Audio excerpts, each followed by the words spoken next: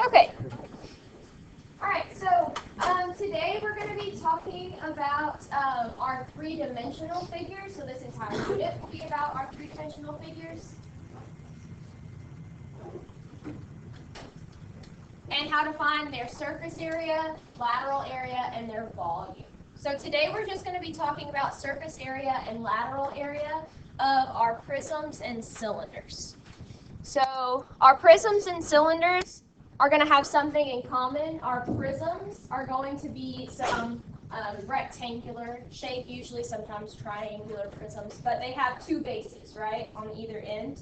Same with a cylinder, bases on two ends. So they have something in common when we're talking about their formulas. So your surface area, your formula for surface area is 2 capital B plus pH.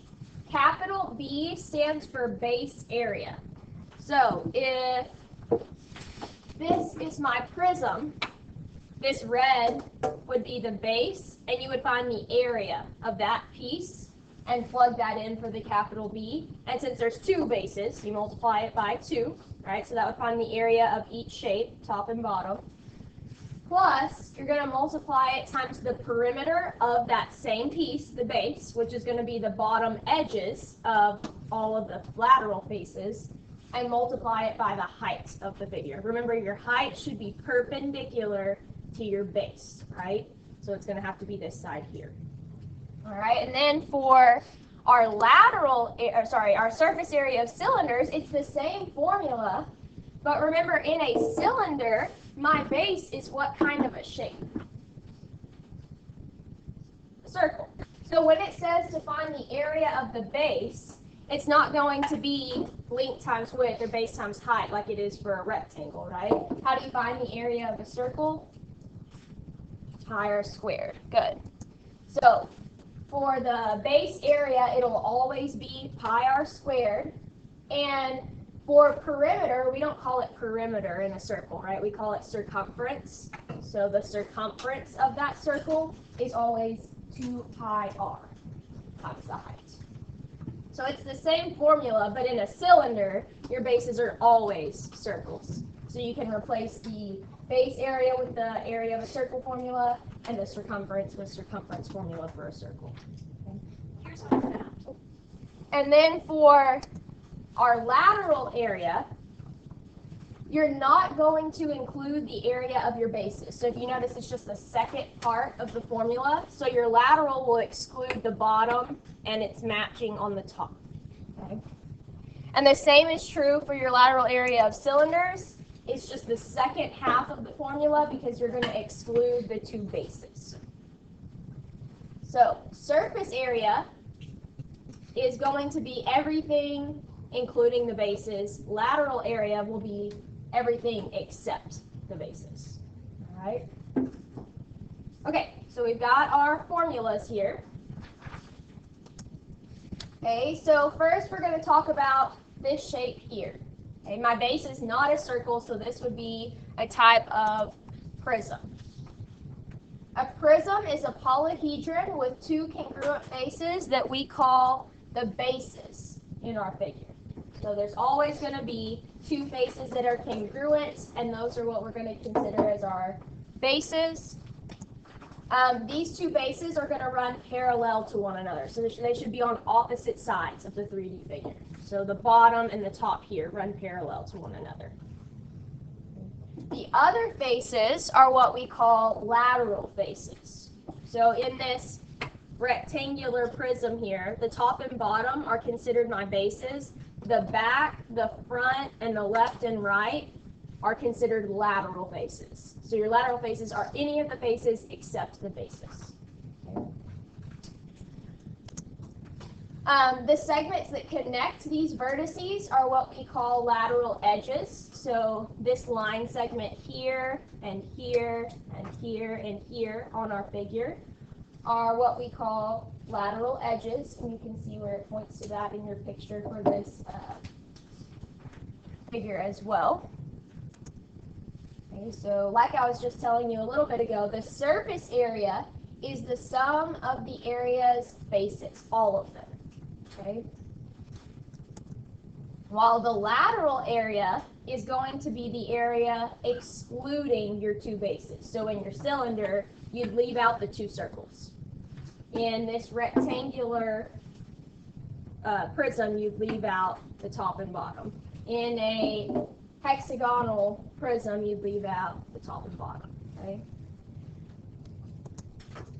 Okay, so the way it's easiest to determine what your surface or lateral area is by creating a net of a figure. And a net drawing is basically taking your three-dimensional figure and cutting it open and laying all the pieces out flat so that it's now made up of a bunch of two-dimensional shapes. So for example, here I'd have a rectangle, a rectangle, a rectangle, a rectangle, a rectangle, and a rectangle, and you just lay them all out flat. Find the area of all of them, add them all up. All right, so this is what our net drawing would look like. So it started out as this rectangular prism, and they just unfolded it all so that you could see all of its pieces over here. So we're going to find the area, the surface area of this figure. First thing I want us to do is look at the pieces that should be congruent. So once you have it all laid out, or from the beginning, we should know the pieces that are across from each other should be congruent, right? So here's my shape that was originally laying down like this. I should know that the left and right faces that are parallel to one another are going to be congruent to each other. So if I can find the area of one, I automatically know what the area of the other is, right? Same for the front and the back. Those two pieces should be the exact same size. So if you find the area of one, you know the area of both. And then the same thing for the top and the bottom here. So let's see here. What would be the dimensions for the left and right faces? What are its side lengths?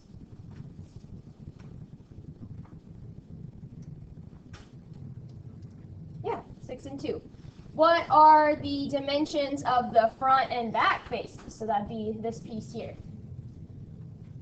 5 and 2. And what are the dimensions of the top and bottom faces? 5 and 6. So once I know the dimensions of all those pieces, all I have to do to find the area of each face is do what? Base times height. This is a base, this is a height. This is a base, this is a height. This is a base, this is a height, right? I just multiply the dimensions together. All right, so for my left and right faces, what is the area of those shapes going to be? 12. What's the area of front and back faces going to be? 10. And what's the area of our top and bottom faces going to be? 30. All right, so I now know the area of each piece, and we said the left and right would be the same size, right? We said the front and back would be the same size, and the top and bottom would be the same size. So what should I do with each one of those dimensions there? Multiply by 2. And then to find the total surface area, I would just add it all up, right? Okay, so that's exactly what we do here. 2 times the 12 plus 2 times the 10 plus 2 times the 30 gives us our total area for the surface of this figure to be 104 centimeters squared.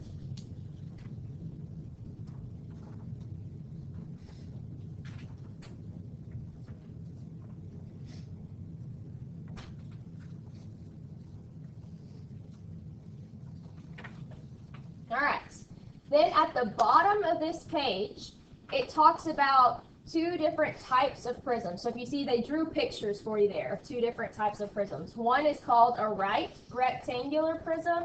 The other is called an oblique triangular prism. So what's the main difference between those 2 shapes there at the bottom?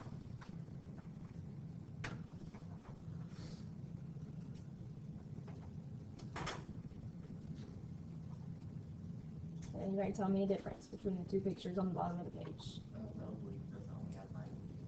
Right, right. It's slanted. Very good.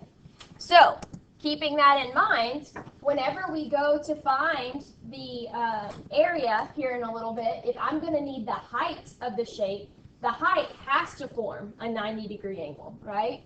So here, it's easy to see what the height is. It's going to form that 90-degree angle with my base. Here, since my shape is slanted, I can't say that the length of this line right here is the height. That's not true because it's not perpendicular. Right? So I would have to figure out this line in order to know the height of the shape.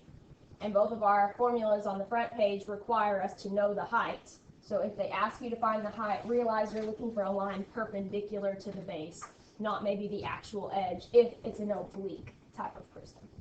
All right. Okay, so let's flip it over onto the back of our notes and look at a couple more examples.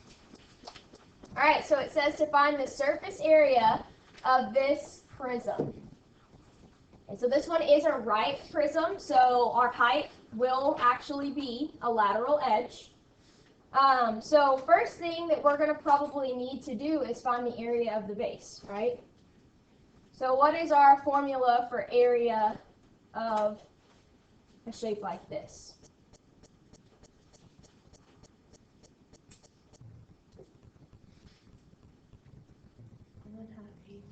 Right, very good. 1/2 apothem times perimeter. So that's exactly what we're going to have to look for first. All right, so we're going to need to know what the apothem and what the perimeter are. So let's start with the perimeter. What's the length of one side of this pentagon? Yes, and so what would I do to find the perimeter? Yes, so we would just multiply that side length by 5. All right, so we got the perimeter. Okay, and then I also would need to find the apothem. They actually give us enough information here that we don't have to use trig. We can use Pythagorean theorem because we're going to know 2 of the sides, right? Okay, so if an entire side length right here is 7.05, what would be the length of half of a side here? 3.525. Good. So I can go ahead and say this is 3.525 in length. And I know that this piece is 6. So what could I do to find the apothem? Pythagorean theorem, right. All right. Okay, so we've got our measurements here. We're going to use Pythagorean theorem to find the apothem.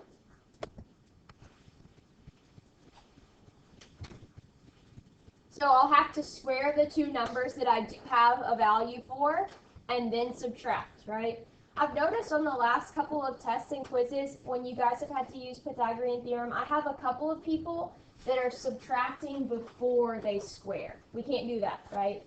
There's no point in squaring it if you're going to subtract beforehand. So make sure you square your 6 and square your 3.535 and then subtract. Okay, so when we square them, these are the 2 numbers we get, then we subtract, and then we take the square root, right? So approximately what do we end up with for our apothem here? 4.9. Yes, good. All right. So now I know the area of my base, right? We use that 1/2 apothem times perimeter to find it. I'm going to plug that in right here where the capital B normally goes. So the apothem we found was 4.86 or 4.9. The perimeter we found to be 35.25. Plus, it asks for capital P, which is the perimeter, the same thing, times the height. And what did they mark the height of this to be? 9. So all we did was plug in for what normally said 2B plus PH on the front page. Our capital B was found using 1/2 apothem times perimeter. And once we know the perimeter, we can plug that in here too.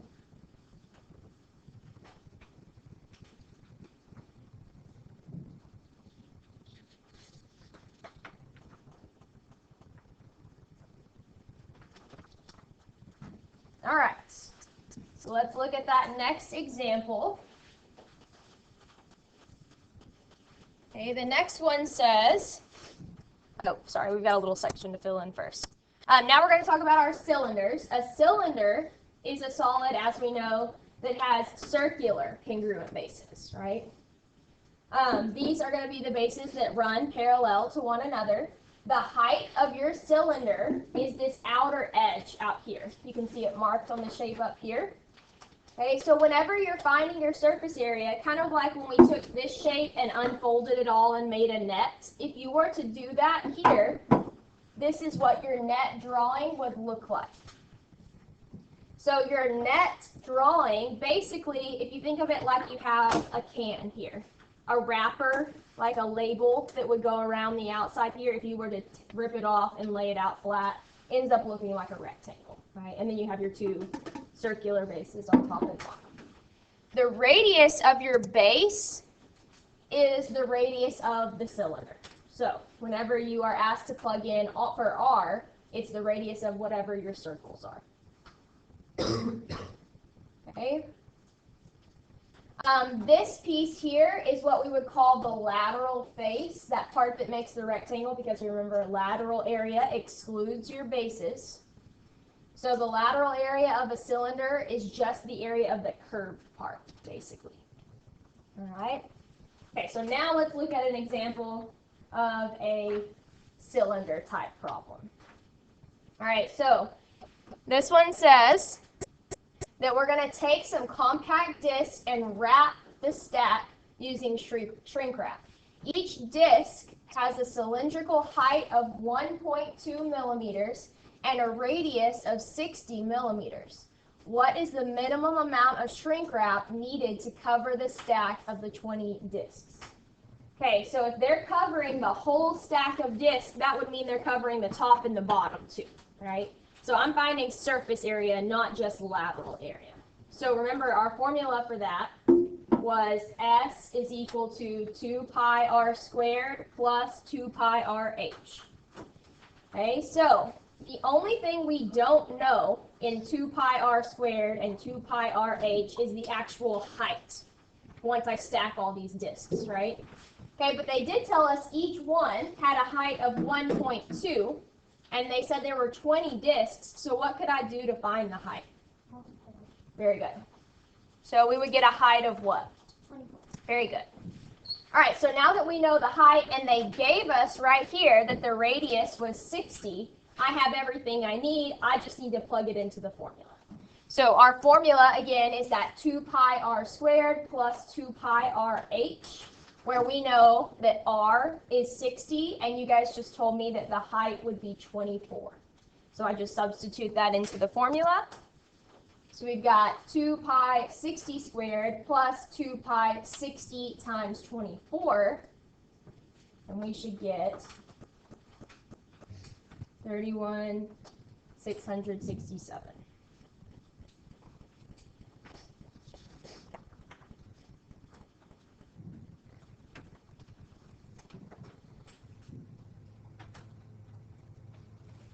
All right.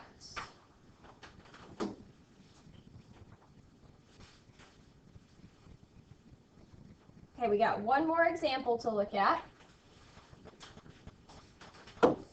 So for this next one, it says we this time are supposed to be finding the height. So instead of finding the lateral area or the surface area, they're going to give us the area. We're going to find the height. It says that the area of this figure over here is 157.08 square meters. And we're supposed to use everything that was given to us to go back and solve for h. So we can still use the same formula. We're just going to plug in 4 different pieces this time, right? So same formula, since we're still talking about surface area. Do I have something that I can plug in for the s? Right. Do we have something we can plug in for r? Right, and I can plug that in here and here, right? Okay, so I plug that in both places, then my only remaining variable is going to be the h, and then we would just solve like any normal equation for a missing variable. Okay, so I plug in everything I know. So when I'm looking up here, order of operations says we'd want to do what first?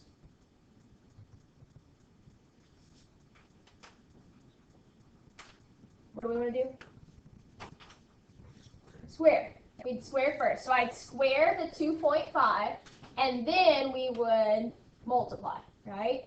So if I multiply after I've squared my 2.5, times 2, I should get 12.5. And over here, I can multiply 2 and the 2.5 to give me 5. All right? Okay, I cannot put these two terms together. They're not like terms since this one has an H. So I'm going to go ahead and subtract over here. So I subtract from my 157.08 my 12.5 pi. And that's going to give us approximately 117.81 if we round. And again, I'm trying to solve for my h here. So how would I get rid of that 5 pi? Divide by it. Good. And that is not what we should be putting the answer up here. What do we get? 4.02. Good.